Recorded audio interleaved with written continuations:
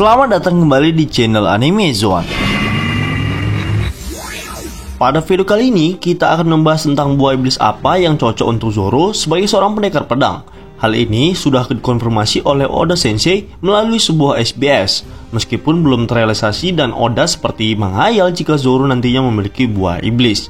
Tentu saja kami pribadi tidak terlalu berharap tentang buah iblis yang akan dimiliki Zoro nantinya. Sebab Zoro tanpa buah iblis saja sudah memiliki potensi untuk menjadi pendekar pedang terkuat di dunia. Namun, fakta yang diungkapkan oleh Oda adalah bukan Zoro yang memakannya, melainkan salah satu pedang miliknya. Lalu apa saja buah iblis yang cocok untuk Zoro? Berikut kita akan membahasnya. Namun perlu diingat bahwa pembahasan ini hanyalah sebuah teori dan opini pribadi berdasarkan beberapa fakta dan informasi yang sudah dikumpulkan. Namun seperti biasa, sebelum masuk pembahasan, silahkan klik tombol subscribe dan aktifkan notifikasinya agar kalian tidak ketinggalan informasi dan teori menarik seputar One Piece dari channel Anime Zone. Kalau sudah, terima kasih.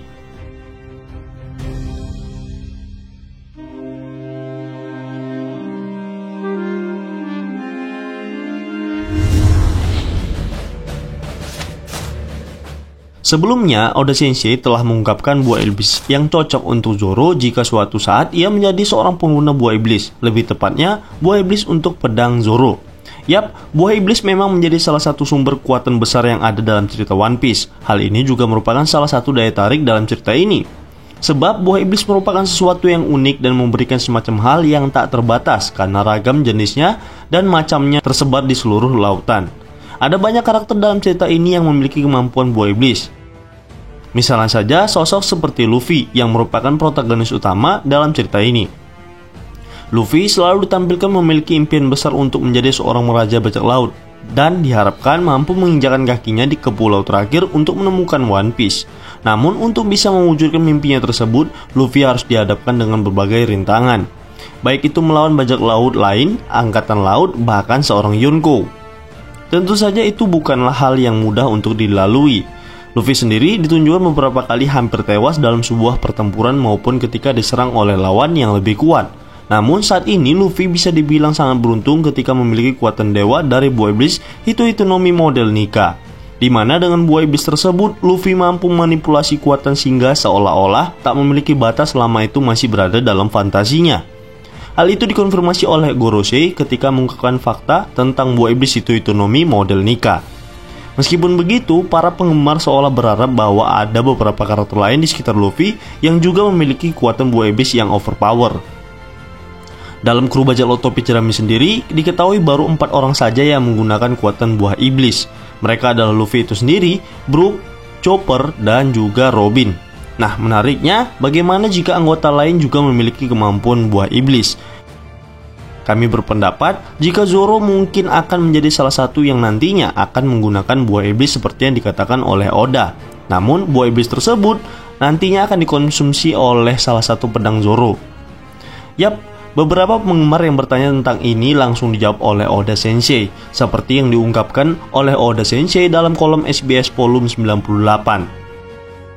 Dalam kolom SBS tersebut, seorang penggemar bertanya kepada Oda Sensei tentang buah iblis apa yang cocok untuk kru topi jerami lainnya yang belum memiliki kekuatan buah iblis. Kemudian, Oda Sensei menjawab bahwa pertanyaan tersebut cukup menarik dan ia kembali menegaskan untuk menjawabnya. Salah satu yang menarik dari jawaban Oda Sensei ini adalah tentang buah iblis milik Zoro. Menurutnya, Rono Zoro cocok untuk mengkonsumsi buah iblis Uowonomi model Shiryu. Yang kemudian menjadi perhatian adalah jika kita perhatikan Oda mengatakan bahwa buah iblis Uowo tersebut bukan diberikan kepada Zoro, melainkan kepada salah satu pedangnya. Oda sendiri beralasan bahwa akan sangat keren ketika sebuah pedang bisa berubah menjadi seekor naga. Alasan ini sebenarnya cukup masuk akal, mengingat Zoro sendiri sudah sangat kuat meskipun tanpa kekuatan buah iblis. Bisa dibilang kekuatan Zoro saat ini sudah cukup untuk seorang komandan Yonko. Yap, hal itu dikarenakan ia telah mampu mengendalikan pedang terkutuk Enma dengan kemampuan Bushoku Haki yang kuat. Sehingga level Zoro saat ini sudah sebanding dengan kebanyakan komandan Yonko lain. Kemudian selain itu, ia juga telah mampu membangkitkan Housoku Haki miliknya. Yang tentu saja hal ini merupakan sebuah anugerah bagi Zoro sebagai seorang pendekar pedang. Sebab diketahui tak banyak pendekar pedang murni yang mampu menguasai Housoku Haki.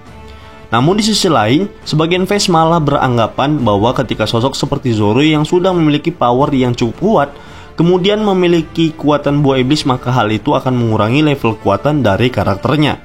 Lalu bagaimana kemudian senjata, khususnya pedang, memiliki kekuatan buah iblis sebenarnya bukan suatu yang baru di One Piece. Sebelumnya, di Arc Enies Lobby, kita melihat bagaimana Spandam, pemimpin dari CP9, memiliki sebuah pedang bernama Fang Frit.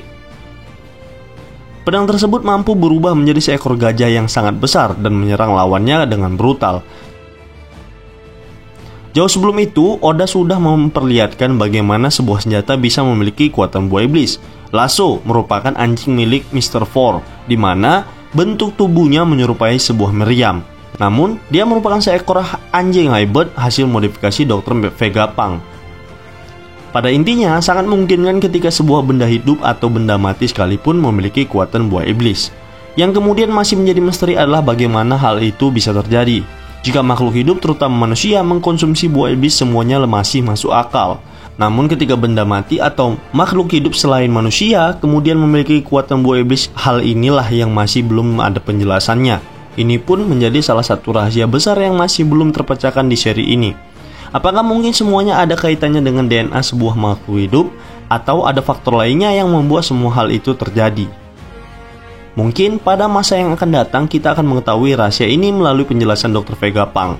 Terlepas dari hal tersebut, menarik memang untuk melihat jika salah satu dari pedang Zoro kemudian memiliki kekuatan buah iblis milik Kaido tersebut.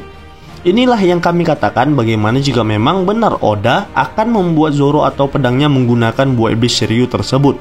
Apakah level kekuatan dari pedangnya itu sendiri akan sama seperti yang ditunjukkan oleh Kaido ketika menggunakan kemampuan buah iblis Uonomi model Shiryu? Kami sendiri berpendapat jika Kaido telah mampu memaksimalkan potensi dari kekuatan buah iblisnya. Bagaimana kita melihat Kaido dengan berbagai macam bentuk serta kekuatan yang bisa dihasilkan dari model naga ini. Bahkan ia mampu menghasilkan berbagai macam elemen dari model naganya tersebut. Seperti misalnya semburan api, kemudian elemen angin yang mampu memotong apapun, serta beberapa kekuatan lainnya. Kami rasa jika pedang Zoro kemudian mengkonsumsi buah iblis Kaido, maka kemampuan yang dihasilkannya juga tak semaksimal apa yang diperlihatkan oleh Kaido selama ini. Kita sendiri telah melihat bagaimana sosok seperti Kaido tanpa buah iblis sudah tergolong karakter yang kuat, di mana ia mampu menguasai teknik haki tingkat tinggi, bahkan sampai Hausoku haki tingkat tinggi. Nah, hal inilah yang tentu saja tak dimiliki oleh salah satu pedang Zoro. Sangat tidak mungkin benda mati seperti pedang bisa menguasai berbagai macam teknik tersebut.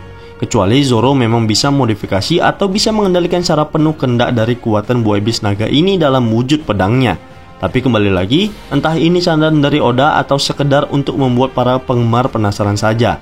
Namun yang jelas, semua ini akan menjadi menarik jika benar-benar terrealisasi.